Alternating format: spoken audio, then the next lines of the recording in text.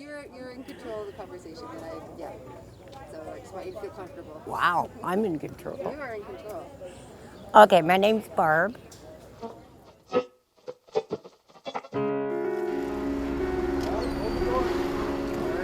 are you? What are you great at? Nothing. That's not true. Um, I'm very generous. Uh, I try to make as many people happy as I can. Some people just can't be done. Um, I care about people to a fault sometimes. Like all of a sudden I find myself getting hurt. That's why when I get mad, I cry. Right. That's about it. Can you tell me about the community here? I've gotten to know them over the last few months a bit, and then it's just like any community, a really diverse like collection of people who have different talents and skills and interests and challenges. And what's your perspective on the community downtown Oshawa here? Very divided. Very divided. Like people that have look down on the people that don't have. So I mean, but I guess that's anywhere. That really is anywhere.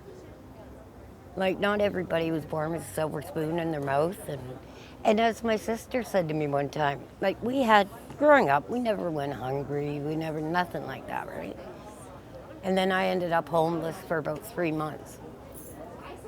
And she goes, Barb, I just realized you're living, everybody's living paycheck to paycheck. Like you don't know what next month is gonna throw at you, right? So you just, I don't know, I don't get down, and I used to get down.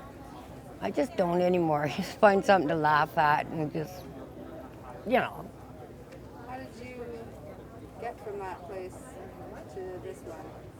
You said you used to get down, and you don't anymore. I bet a lot of people would be like, Barb, teach me how. Like, so how did you do that? I don't know.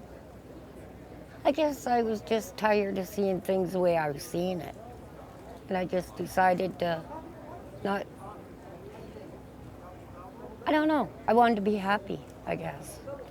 And then I figured out a way to do it.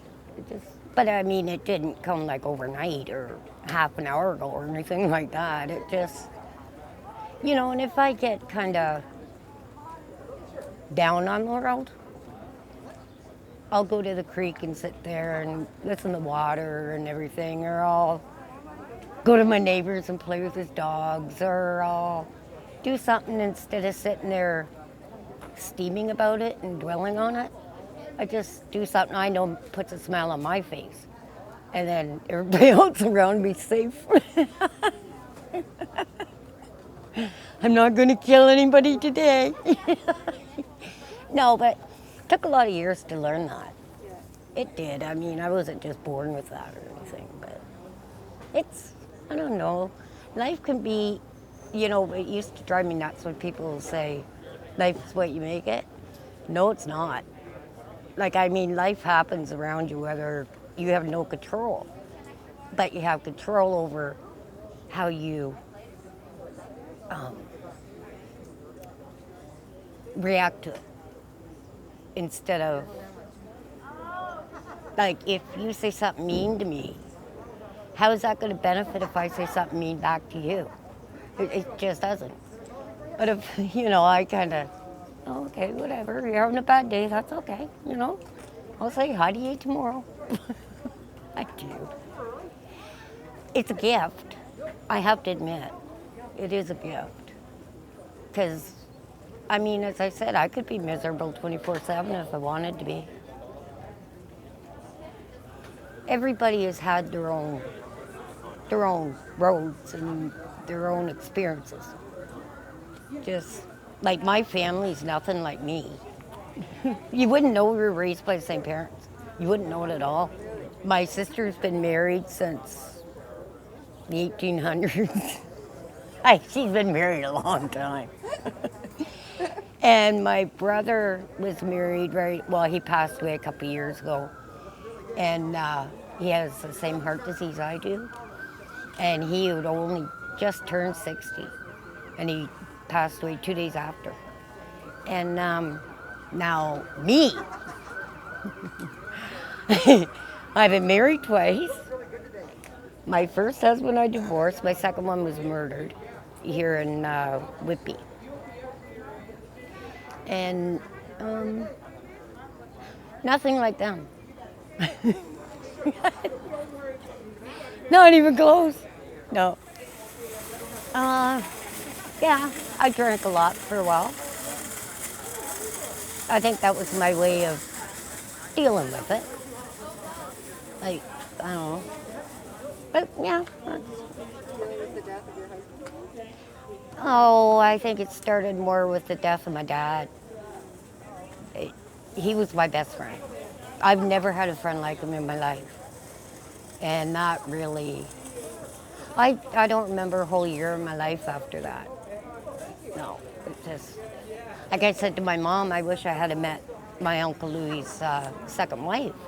She goes, Barb, they were here for a month. You were with them every day. I don't remember them being here. I don't remember none of that. How old were you? Old enough, 26, 27. Wow, that must have really traumatized you. It did. Because like my dad was, it's hard to explain, but he was I'm a lot like him. Like, you wouldn't dream of passing somebody on the street not saying, hi, how are you? Or, you know what I mean? Yeah. So I got that from him. My mom was very shy. Like, my mom wouldn't walk to the corner store for fear somebody saw her.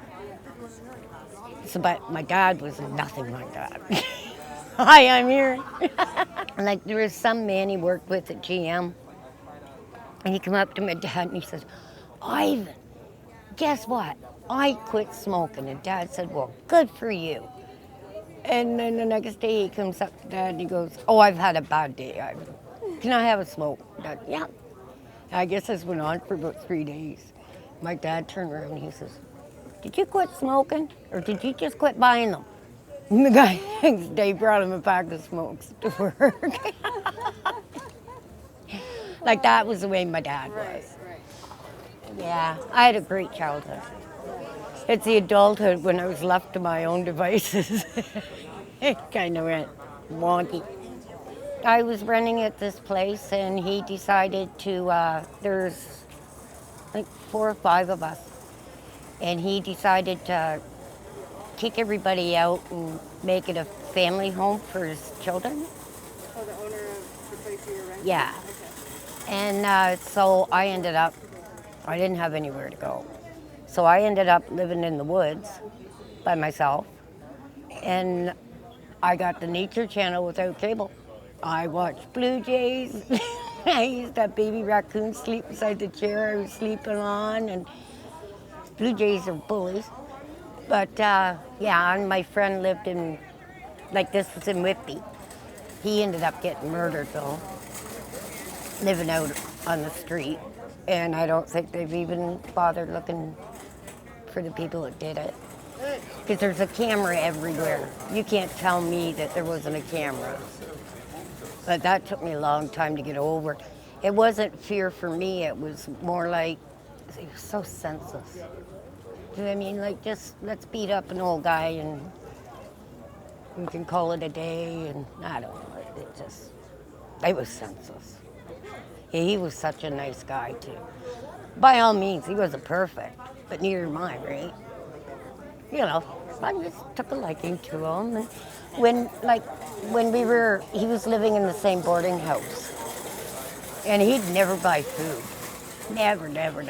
Right straight to the liquor store. You know, who needs food? Until I got hungry. And then I always made enough for him and me, though, because I knew he wasn't going to eat.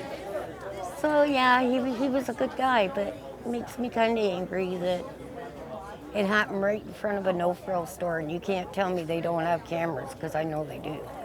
Here's a happy story. Last summer, on my window ledge, 2 doves decided to nest right at my window, like right in front of the window. And I watched it the whole time, the whole process of it all. And it was so cool. Mind you, it was hot in my room because I didn't open up my window though. I didn't want to disturb the birds. But that was amazing to me.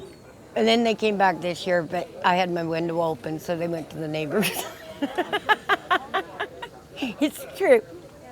With life, you see and you learn things every day. So what I might know today may not apply tomorrow. So that I know for sure.